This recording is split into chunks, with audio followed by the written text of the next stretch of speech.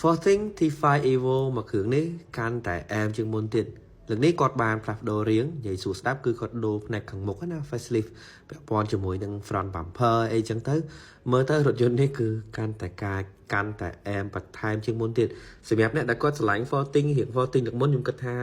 មកលើកនេះគឺគាត់កាន់តែពេញចិត្តហើយអញ្ចឹងរូបរាងខាងក្រៅយើងឃើញស្រាប់ជើងដូរខាងមុខហើយដូរខាងក្រោយតិចអញ្ចឹងទៅខាងក្នុងក៏គាត់មានដូរដែរគាត់ដូរជាមួយនឹងចង្កឹះលេខបែប crystal ឬក៏អីចឹងណា design ប៉ុន្តែមកគឺខ្ញុំពងថតនេះវាអត់មាន option ចង្កឹះលេខ crystal ហ្នឹងទេអញ្ចឹងបើសិនជាមានចាំពេលខ្ញុំថតឲ្យមកតង់ទៀតប៉ុន្តែទោះយ៉ាងណាខាងក្នុងក៏គាត់នៅតែអែមដែរគាត់ដូរជាមួយនឹងការប្រើប្រាស់ពណ៌ឬក៏អីផ្សេងអញ្ចឹងទៅអញ្ចឹង Forthing នេះតម្លៃខ្ទង់$30,000ជាងទេសម្រាប់អ្នកដែលគាត់ចាប់អារម្មណ៍អាចមក check អាចមកមើលបាននៅខាង showroom ហើយដែលខ្ញុំឃើញចាប់អារម្មណ៍នឹងខាងក្រោយ